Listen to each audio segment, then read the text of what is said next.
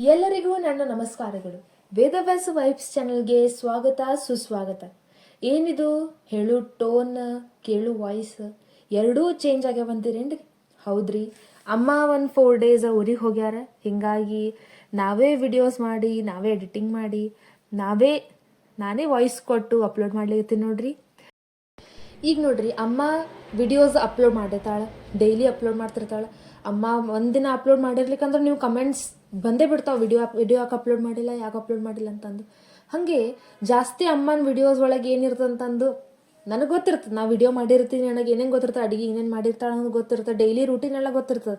But ಅಮ್ಮ video upload ಮಾಡಿದ್ಕೊಂಡೆ ನಾನು video ನೋಡಬೇಕು ಅಂತ ಅನ್ಸೋದು ಯಾವಾಗಂತಂದ್ರೆ, ಯಾಕೆ ಅನಿಸ್ತದ ನಂಗಂತಂದ್ರೆ, ಅಮ್ಮ ಹೇಳು ಮುಂಜಾನೆ ಮಾತುಗಳು ಇಷ್ಟು ಒಂಥರ ಭಾಳ ಮೀನಿಂಗ್ಫುಲ್ ಆದಂಥ ಮಾತುಗಳು. ಇವನ್ ನೀವು ಎಲ್ಲರ ಕಮೆಂಟ್ಸ್ ಒಳಗೆ ರೆಸ್ಪಾನ್ಸ್ ನೋಡಿ ನನಗೆ ಮುಂಜಾನೆ ಮಾತು ಅದರಿಂದ ಒಂದು ಲೈಫ್ ಚೇಂಜ್ ಆಗ್ತದ ಅಂತ ಅನ್ನೋ ಭಾವನೆ ಇವನ್ ನಾನು ನನ್ನ ಡೈಲಿ ಲೈಫ್ ಒಳಗೆ ಎಕ್ಸ್ಪೀರಿಯನ್ಸ್ ಮಾಡಿದ್ದದ.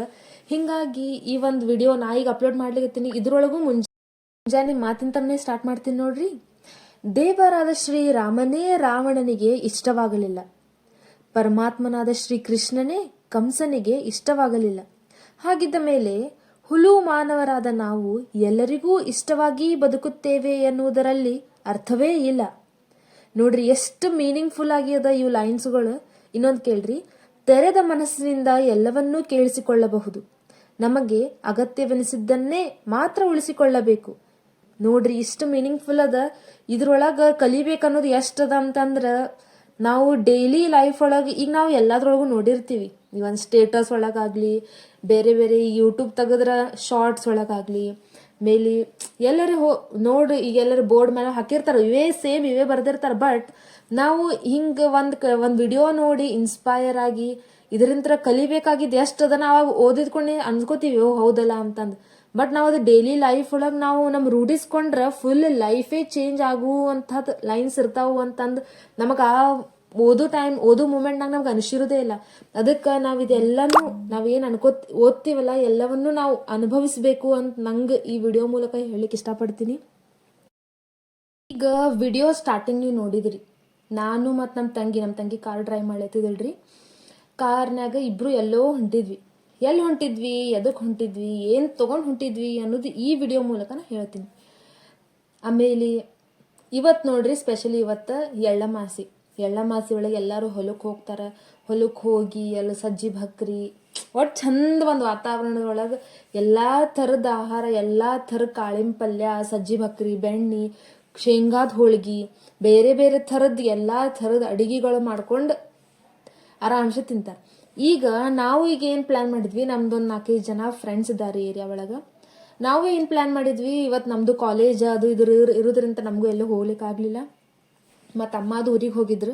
ಅದಕ್ಕೆ ನಾವು ಫ್ರೆಂಡ್ಸ್ ಏನು ಪ್ಲ್ಯಾನ್ ಮಾಡಿದ್ವಿ, ಎಲ್ಲರೂ ಕೂಡಿಸಿ ಗೆಟ್ ಟುಗೆದರ್ ಮಾಡೋಣಂತ. ನೀವು ನಿಮ್ಮ ಮನೆಯೊಳಗೆ ಏನಾರು ಮಾಡ್ಕೊಂಡು ಬರ್ರಿ, ನಾವು ಏನಾರು ಒಂದು ಸ್ವಲ್ಪ ಮಾಡ್ಕೊಂಡು ಬರ್ತೀವಿ ಅಂತ ಹಿಂಗೆ ಪ್ಲ್ಯಾನ್ ಮಾಡಿ, ನಾನು ನಮ್ಮ ತಂಗಿ ಏನು ಮಾಡಿದ್ವಿ, ಇಲ್ಲಿ ವಿಡಿಯೋ ಒಳಗೆ ನೋಡ್ಲಿಕ್ಕತ್ತೀರಿ. ಸ್ಟಾರ್ಟಿಂಗ್ ನಮ್ಮ ತಂಗಿ ಏನು ಮಾಡಿಲ್ಲ ಅಂತಂದ್ರೆ, ಜುಣ್ಕುದ್ ವಡಿ ಈಗ ಗೊತ್ತೇ ಅದ, ಎಲ್ಲರಿಗೂ ಇಷ್ಟ ಆಗ್ತದ. ನನಗಂತೂ ಭಾಳ ಇಷ್ಟ ಜುಣ್ಕುದ್ ವಡಿ ಅಂತಂದ್ರೆ. ಯಾಕಂದ್ರೆ ಅದೊಂಥರ ಟೇಸ್ಟೇ ಬೇರೆ ಇರ್ತದ. ಜುಣ್ಕಾ ಭಕ್ರಿ ಎಲ್ಲರೂ ತಿಂತಾರೆ, ಬಟ್ ಜುಣ್ಕುದ್ ವಡಿ ಏನದಲ್ಲ ಅದೊಂಥರ ಅದೇ ಸೇಮ್ ಜುಣ್ಕ ಟೇಸ್ಟೇ. ಬಟ್ ವಡಿ ಮೂಲಕ ತಿಂತೀವಲ್ಲ ಅದೊಂಥರ ಬೇರೆ ಫೀಲ್ ಕೊಡ್ತದ ನಮಗಂತ ನಾ ಹೇಳ್ತೀನಿ. ನನಗೆ ಒಂಥರ ಇಷ್ಟ ಆಗ್ತದೆ ಅದ್ರ ಸಲುವಾಗಿ. ಆಮೇಲೆ ಜುಣ್ಕುದ್ ವಡಿ ಮಾಡೀವ್ರಿ ಫಸ್ಟಿಗೆ.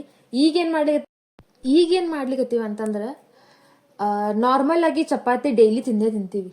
ಅದಕ್ಕೆ ಈಗ ಒಂದು ಸ್ವಲ್ಪ ಇವತ್ತು ಡಿಫ್ರೆಂಟ್ ಆಗಿರಲಿ, ಸ್ವಲ್ಪ ಚೇಂಜ್ ಆಗಿರಲಿ ಅಂತಂದು ಮಸಾಲೆ ಚಪಾತಿ ಮಾಡ್ಲಿಕತ್ತೀನಿ ರೀ. ಅದ್ರೊಳಗೆ ಏನೇನು ಹಾಕಿವಂದ್ರೆ, ನಾರ್ಮಲ್ ಕಣಕದ ಹಿಟ್ಟು ಒಳಗೆ ಸ್ವಲ್ಪ ಖಾರ ಪುಡಿ, ಜೀರಿಗೆ, ಕೊತ್ತಂಬರಿ ಹಾಕಿ ಚಪಾತಿಯನ್ನು ಮಾಡೀವ್ರಿ. ಈಗ ಇದು ಏನದಲ್ಲ, ನಾವು ಕಾಳುಗಳು ಇರ್ತಾವ್ರಿ, ಎಲ್ಲ ಥರದ ಕಾಳುಗಳು ಕೂಡಿಸಿಟ್ಟಿದ್ದ ಅಂಗಡಿ ಒಳಗೆ ಇದ್ದು ರೀ. ನಾನು ಅಂಗಡಿ ಒಳಗೆ ಮಸಾಲೆ ತರ್ಬೇಕಂತ ಹೋಗಿದ್ದೆ, ಅಲ್ಲಿ ಕಾಳುಗಳಿದ್ದು ಅದೊಂದು 1/4 kg ತೊಗೊಂಡು ಬಂದೆ. ಆಮೇಲೆ ಎಲ್ಲ ಥರದ ವೆಜಿಟೇಬಲ್ಸ್ ಸಂತಿಗೆ ಹೋಗಿದ್ದೀರಿ, ಎಲ್ಲ ಥರದ ವೆಜಿಟೇಬಲ್ಸನ್ನು ತೊಗೊಂಡು ಬಂದು, ಎಲ್ಲ ಹೀರಿಕಾಯಿ,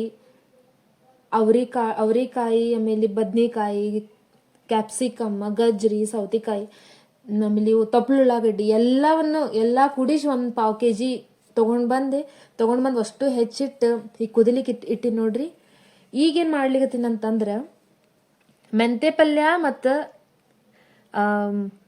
ತೊಪ್ಪಳು ಉಳ್ಳಾಗಡ್ಡಿ ಎರಡೂ ಸಣ್ಣದಾಗಿ ಹೆಚ್ಚಿಟ್ಕೊಂಡೇನ್ರಿ. ಆಮೇಲೆ ಸಣ್ಣದಾಗಿ ಉದ್ದುದ್ದಾಗಿನ ಹಸಿಮೆಣ್ಸಿಕಾಯಿನ ಕಟ್ ಮಾಡ್ಕೊಂಡೀನಿ. ಈಗ ನಾ ಇದು ಏನು ಮಾಡ್ತೀನಿ ಅಂದ್ರೆ ಬರೀ ನಾರ್ಮಲ್ ಆಗಿ ಜೀರಿಗೆ ಒಗ್ಗರಣೆ ಹೆಂಗೆ ಕೊಡ್ತೀವಲ್ಲ, ಜೀರಿಗೆ ಒಗ್ಗರಣೆ ಕೊಟ್ಟು ಸ್ವಲ್ಪ ಹಿಂಗೆ ಹಾಕಿ ಅದ್ರೊಳಗೆ ಮೆಂತೆ ಪಲ್ಯ, ಸ್ವಲ್ಪ ತೊಪ್ಪಳು ಮೆಂತೆ ಪಲ್ಯ ಇವೆಲ್ಲ ಹೆಚ್ಚಿಟ್ಕೊಂಡಿದ್ದೇನದಲ್ಲ ಎಲ್ಲವನ್ನು ಹಾಕಿ ಬರೀ ಫ್ರೈ ಮಾಡೋದ್ರಿ. ಸ್ವಲ್ಪ ಉಪ್ಪು, ಸ್ವಲ್ಪ ಖಾರ ಪುಡಿ ಬೇಕಂಗೆ ಖಾರ ಪುಡಿ ಏನು ಹಾಕ್ಲಿ ಆಪ್ಷನಲ್ ಅದು. ಇಷ್ಟು ಹಾಕಿ ಬರೀ ತಾಳಿಸಿಡುದ್ರಿ. ಇಷ್ಟು ಟೇಸ್ಟ್ ಆಗ್ತದಲ್ಲ, ಮೆಂತೆ ಪಲ್ಯ ಹಾಕಿ ಫ್ರೈ ಮಾಡುವಾಗನೇ ಫ್ಲೇವರೇ ಬರ್ತದೆ ಹೇಳ್ತೀನಿ. ಭಾಳ ಮಸ್ತ್ ಫ್ಲೇವರ್ ಬರ್ತದ್ರಿ ಅದ್ರದ್ದು.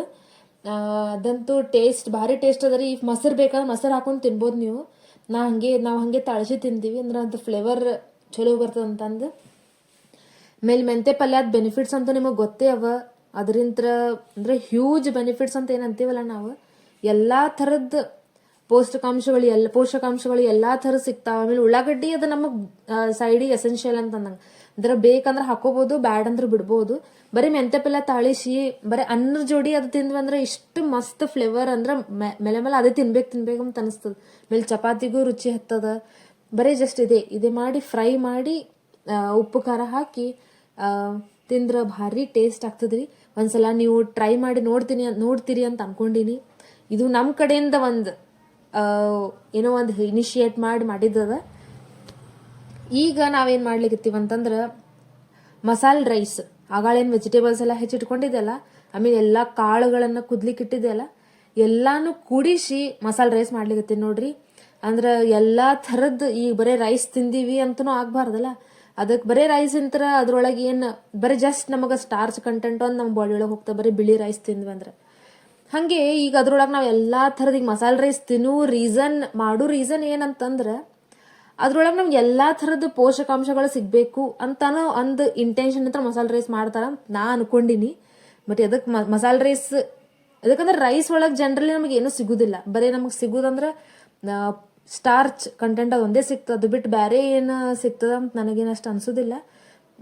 ಅದಕ್ಕೆ ಮಸಾಲೆ ರೈಸ್ ಒಳಗೇನು ಬಾಜು ಎಸೆನ್ಷಿಯಲ್ ಅಂದ್ರೆ ಎಲ್ಲ ಥರದ ಕಾಳುಗಳು ಹಾಕ್ತಿವಿ, ಎಲ್ಲ ಥರದ ಪಲ್ಯಗಳು ಹಾಕ್ತಿವಿ, ಆಮೇಲೆ ಅರಿಶಿನ ಪುಡಿ ಹಾಕ್ತಿವಿ, ಆಮೇಲೆ ಎಷ್ಟು ಬೇಕಷ್ಟು ರುಚಿಗೆ ತಕ್ಕಂಗೆ ಮಸಾಲೆನ ಹಾಕ್ತಿವಿ.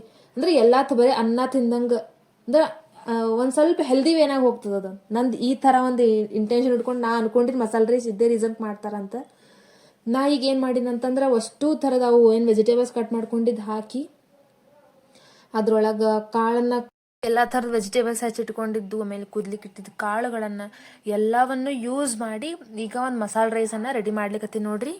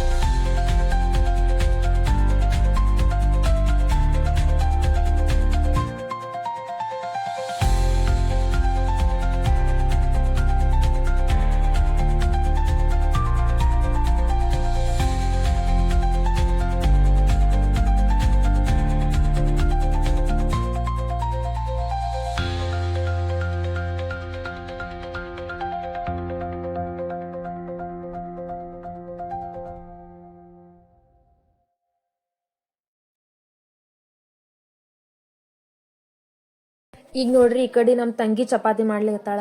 ಆಕಿ ಫುಲ್ ರೌಂಡಾಗಿ ಚಪಾತಿ ಮಾಡ್ತಾಳ್ರಿ.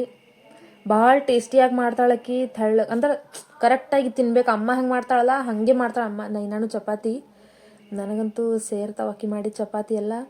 ನಾನು ಮಾಡ್ತೀನಿ ರೀ, ಆದ್ರೆ ಅಷ್ಟು ಕರೆಕ್ಟಾಗಿ ರೌಂಡ್ ಆಗ್ತಾವ. ಬಟ್ ಒಂದು ಸ್ವಲ್ಪ ನಾ ಈಕಿನ ಹಂಗೆ ಚಲೋ ಮಾಡಂಗಿಲ್ಲ ರೀ. ಮಾಡ್ತೀನಿ ಬಟ್ ಈಕಿನ ಹಂಗೆ ಚಲೋ ಅಂತೂ ಮಾಡಂಗಿಲ್ಲ ನಾನು.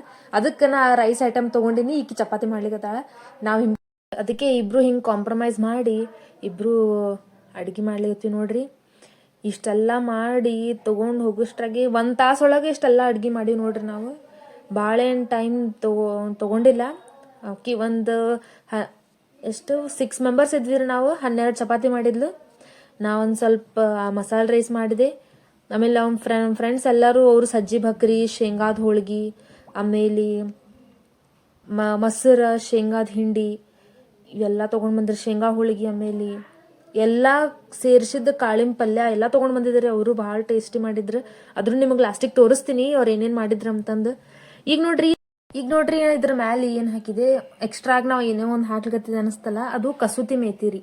ಅದು ಹಾಕೋದ್ರಿಂತ ಎಲ್ಲ ನಾವು ಏನೇನು ತಯಾರು ಮಾಡ್ತೀವಲ್ಲ ಅದ್ರದ್ದು ಫ್ಲೇವರ್ ಆಟೋಮೆಟಿಕ್ಕಾಗಿ ಇನ್ಕ್ರೀಸ್ ಆಗಿಬಿಡ್ತಂದು ಅಂತೀವಲ್ಲ, ಫುಲ್ ಫ್ಲೇವರನ್ನು ಭಾಳ ಟೇಸ್ಟಿಯಾಗಿ ಮಾಡೋದೇ ಕಸೂತಿ ಮೇಥಿ ಅಂತ ನಾನು ಅನ್ಕೊಂಡಿದ್ದಕ್ಕಂದ್ರೆ ನಾನು ಯೂಸ್ ನಾ ಅಮ್ಮ ಮಾಡಬೇಕಾದಾಗ ಅಮ್ಮ ಮೆಂತೆ ಪಲ್ಯ ಹಾಕಿದ್ದು ಮಾಡ್ತಾಳೆ. ಬಟ್ ನಾ ಅಡುಗೆ ಮಾಡಬೇಕಾದಾಗ ಕಸೂತಿ ಮೇಥಿ ಫಿಕ್ಸ್ ಹಾಕೇತೀನಿ ರೀ. ಅದ್ರದ್ದು ಟೇಸ್ಟ್ ಇನ್ಕ್ರೀಸ್ ಮಾಡ್ತಂದು ನಾನು ಅನ್ಕೊಂಡಿನಿ. ಈಗ ನೋಡ್ರಿ ಇವು ಜುಣ್ಕದ ವಡಿ ಇಷ್ಟು ಮಸ್ತ್ ಆಗಿದ್ವಲ್ಲ. ಜುಣ್ಕದ ವಡಿ ನಮ್ಮ ಫ್ರೆಂಡ್ಸಿಗೆ ಭಾಳ ಅಂದ್ರೆ ಭಾಳ ಸೇರ್ತ್ರಿ. ಭಾಳ ಸ್ಮೂತ್ ಆಗಿತ್ತು, ಟೇಸ್ಟಿ ಆಗಿತ್ತು ನೋಡ್ರಿ. ಇದು ಬಾಸುಮತಿ ಅಕ್ಕಿ ಆಮೇಲೆ ನಾರ್ಮಲ್ ಅಕ್ಕಿ ಹಾಕಿ ಮಸಾಲೆ ರೈಸನ್ನು ಮಾಡೀವ್ರಿ.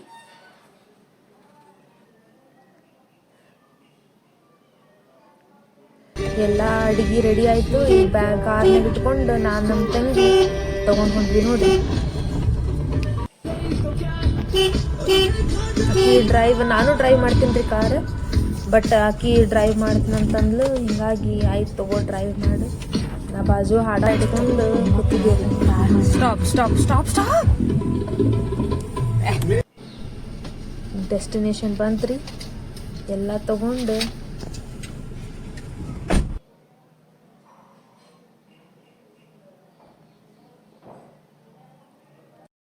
ನೋಡಿದ್ರಲ್ಲ ಇವತ್ತಿನ ವಿಡಿಯೋ. ಎಲ್ರಿಗೂ ಇಷ್ಟ ಆಯಿತು ಅಂತ ನಾನು ಅನ್ಕೋತೀನಿ. ನಾನು ಒಂದು ಸಣ್ಣ ಟ್ರೈ ಮಾಡೀನಿ.